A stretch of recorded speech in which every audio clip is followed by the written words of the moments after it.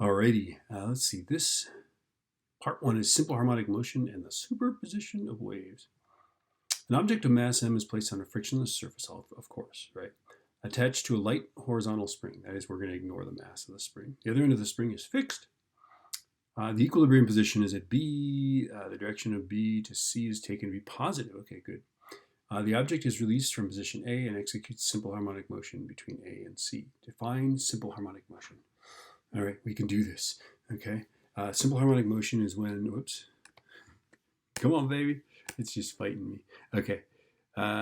You've got some equilibrium position. The force acting on it is always toward equilibrium and proportional to the distance you are from equilibrium. This is, by the way, also true about the acceleration, right? The acceleration is toward equilibrium and always proportional to how far you are away from equilibrium. It's sinusoidal. There's all kinds of things you can say.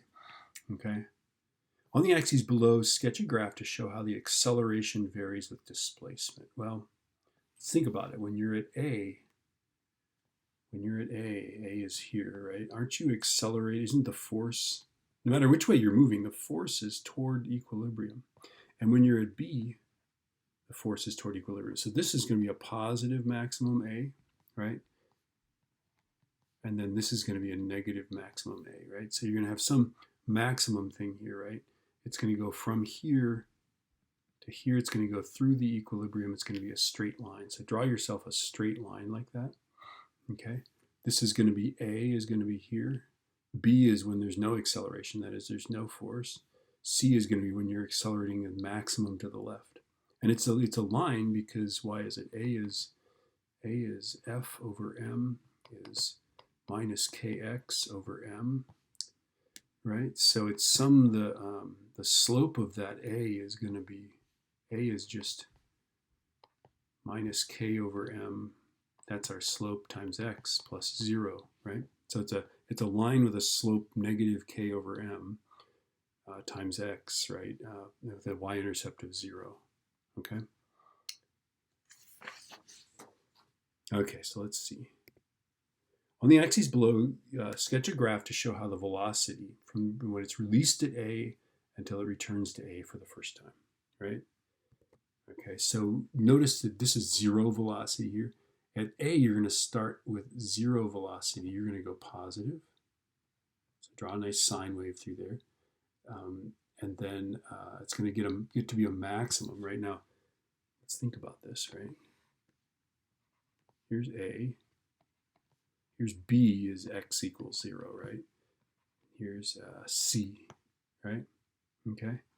So at A, it's going to start from some rest. When it reaches its maximum speed, the first time it's going to be going through B, right? So this is where B is, right? Then it's going to reach C. It's going to slow down and go to 0. That's where it'll be at C. I'll sit there and be like, ooh, for a moment, right? Okay. Then it's going to go and speed up toward equilibrium and go through equilibrium going the other way, right? So it'll go through B again, and then it will go back to A and stop. So again, A, B, C, B, A. Draw yourself a nice sine wave through that, okay? The period of oscillation is 0.2 seconds, and the distance from A to B is 0.4. Determine the maximum speed of the mass. I used this. I just said there's lots of ways to do this, but I just did omega x naught would be the maximum speed, right? Omega is going to be, you can look at the graph, is equal to 2 pi over t. So read the graph and get the period. Oh, no, they tell you the period. Don't need to read the graph because you made the graph. All right, I'm confused. All right, so we're good. So that's omega, right? And then the distance from A to B, that's the amplitude. So plug that in for that. Yeah? Here. There, in case you missed that. I think that's it for this guy.